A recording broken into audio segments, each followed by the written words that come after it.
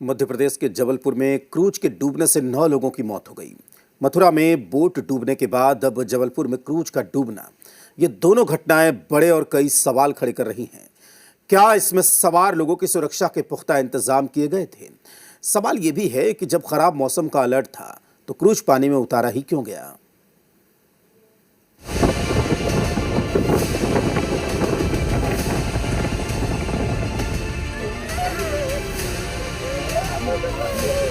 जबलपुर के बरगी डैम की इन तस्वीरों को देख किसी का भी दिल दहल जाएगा। बीती शाम करीब 5 बजे पर्यटन विभाग का ये क्रूज तेज आंधी की चपेट में आ गया। क्रूज डूबता गया और लोग जिंदगी और मौत के बीच जूझते रहे।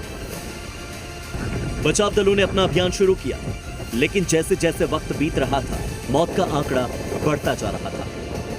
अब भी इस डैम में रेस्क्यू ऑपरेशन जारी है, क्योंकि कुछ लोगों के न तो शव मिले हैं और न ही उनका कुछ पता चल पा रहा है। फिर से युद्ध स्तर पर रेस्क्यू ऑपरेशन शुरू किया जाता है, जिसमें अब तक 3 शवों को और बाहर निकाला गया। लगातार देखेंगे कि एसडीआरएफ, एनडीआरएफ युद्ध स्तर पर रेस्क्यू ऑपरेशन चलाकर जो है बाहर निकालने की कोशिश में जुटी हुई है, लेकिन कई कड़ी मशक्कत जो है यहाँ करनी पड़ रही। रात को भी देखेंगे कि पूरी रात जो है रेस्क्यू ऑपरेशन यहाँ पर चला, तो कई बार देखेंगे रस्सी टूटी और क्रूज को बाहर निकालने में कई दिक्कतों का सामना जो है यहाँ पर रेस्क्यू टीम को करना पड़ रहा है। इसी बीच मध्य प्रदेश के मुख्यमंत्री मोहन यादव ने बताया कि क्रूज पर सवार कई लोगों के पास लाइफ जैकेट ही आधे अधूरे थे। तमाम अधिकारियों के साथ आर्मी, एनडीआरएफ, एसडीआरएफ सारी टीमों को लगाया। उस घटना में लगभग 29 लोग बचाए गए, जो मुझे अभी तक जानकारी मिली है। अभी से थोड़ी देर पहले तक 9 बॉडी मिली है। हमारा रेस्क्यू अभी चल रहा है। ऐसे माहौल में लाइफ जैकेट को खास करके क्रूज में सबको पहनना ही चाहिए। जिनने पहना उनको मालूम भी है, कुछ ने आधा अधूरा बांधा था, लेकिन ये सारी बातें जांच में आएगी। अभी इसमें मध्य प्रदेश के सीएम ने कहा कि घटना की जांच के आदेश दे दिए गए हैं। इस बीच जिन लोगों ने अपना परिवार खोया वो बेसुध है। उम्मीद की डोर अब टूटती जा रही है। लोग लापरवाही के आरोप लगा रहे हैं। हम 6 लोग थे परिवार से। मेरे mother in law, father in law थे और मेरी वाइफ, मेरी बेटी थी। बेटी, मैं और फादर इन लॉ तो हम जैकेट पहन रखी थी, तो वेव से बहकर आ गए साइड में।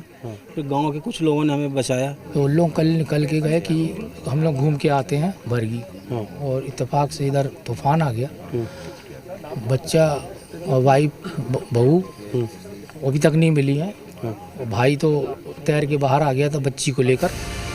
इस हादसे ने एक बार फिर से सार्वजनिक सुरक्षा को लेकर गंभीर सवाल खड़े कर दिए। जानकारी के मुताबिक हादसे के वक्त क्रूज में लगभग 46 सैलानी सवार थे, लेकिन सिर्फ 30 लोगों की ही टिकट कटी थी। जो हादसा हुआ है और उसके बाद से जो यहाँ पोस्टमार्टम रूम में लगातार तैयारी प्रशासन की रही है। 100 लाए गए हैं यहाँ पोस्टमार्टम के लिए। आप देखिए पीछे 3 डेड बॉडियाँ यहाँ पर पहुँची हैं, और इनका 100 का पोस्टमार्टम जो थोड़ी देर बाद वैधानिक कार्रवाई करने के बाद किया जाएगा। जबलपुर के अस्पताल में मातम छाया हुआ है। जैसे जैसे डेड बॉडी पहुंचाई जा रही है, परिवार वालों से उनकी पहचान कर डेड बॉडीज को उनके सुपुर्द किया जा रहा है। जबलपुर के बरगी बांध में जो क्रूज बीती शाम हादसे का शिकार हुई, उसे 2006 में शुरू किया गया। क्रूज की क्षमता 60 लोगों की है। हादसे वाली क्रूज में 2 क्रू मेंबर्स भी थे और 5 साल तक के बच्चों का टिकट नहीं लगता। यह हादसा क्यों हुआ, लापरवाही किसकी थी और जिम्मेदार कौन था? तमाम सवालों के जवाब जांच रिपोर्ट के बाद ही सामने आएंगे। लेकिन सबसे बड़ी बात यह कि इतनी सारी मौत की भरपाई किसी भी कीमत पर नहीं हो पाएगी। ब्यूरो रिपोर्ट, जी मीडिया।